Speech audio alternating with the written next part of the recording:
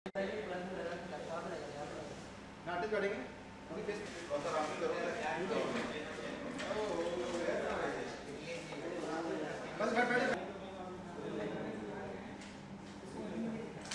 Centre में। हाँ हाँ ट्राई करूँ।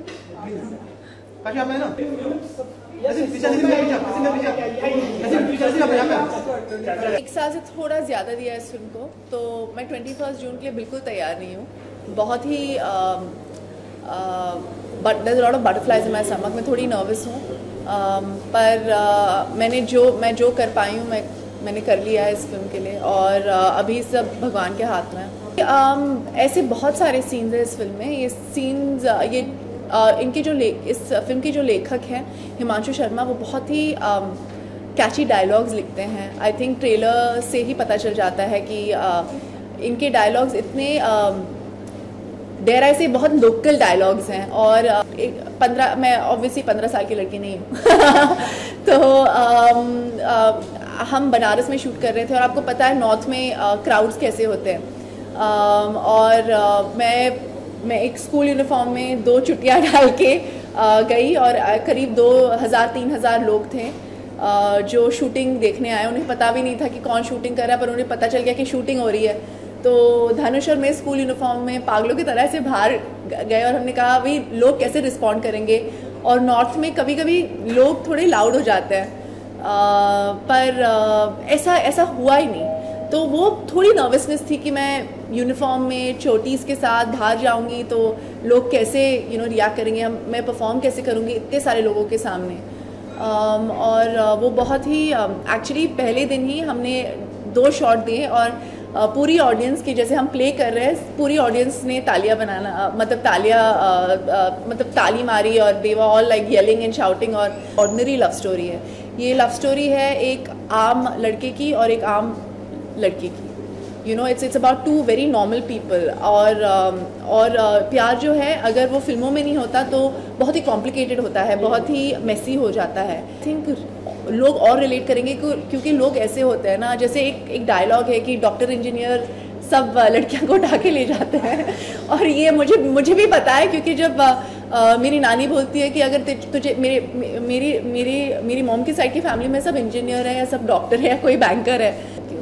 अगर आप देखेंगे मेरी फिल्म में तो I always sign because the director, not who my co-star is और not anything else. So he said आपको कौन लगता है कि इस इंडस्ट्री में इस कैरेक्टर को सूट करेगा। तो मैं 10 मिनट के लिए ऐसे एकदम शांत हो गई, क्योंकि मैं सोच नहीं पाई कि कौन प्ले कर पाएगा एक गली का लौंडा, जैसे बोलते हैं आई विल हाउ टू सी लौंडा on screen on this thing. हाँ तो ही वॉज लाइक मैं सोचता हूँ I said I can't think of anything. तो ही इज लाइक अच्छा मैं तुम्हें एक पिक्चर दिखाता हूँ। नहीं, पहले उन्होंने कहा कि चलो अब तुम धनुष को जानती हो। तो आई सेड हाँ, वो अभी कोलावरी डी करके गाना आया था, मेरा रिंगटोन है वो फ़ोन पे। और he didn't just one a national award for this film and whatever वो न्यूज़ में आया था कि is the youngest national award winning actor in India और मेल एक्टर इन इंडिया। तो आई सेड वेरी गुड सब। अगर ये बनारसी नॉर्थ इंडियन लड़का है, मतलब लैंग्वेज की दिक्कत तो होगी उन्हें। तो उन्होंने कहा कि नहीं यार, अच्छा वो तो है, पर मैं तुम्हें एक फ़ोटोग्राफ दिखाता हूँ। तो उन्होंने मुझे एक फ़ोटोग्राफ दिखाया कि धनुष साधुओं के साथ सराउंडेड, और उन्होंने एक गमछा अपने सर पे डाला और वो ऐसे एकदम बहुत ही खूबसूरती से मुस्कुरा रहे हैं। तो मैंने कहा कि एक्चुअली सर यू राइट, सिर्फ ये लड़का प्ले कर सकता है और हम लैंग्वेज का देख लेंगे। That the story is really real. Everybody can relate with the script, and it'll appear as if they are seeing themselves on screen with A.R. Rahman sir's background score.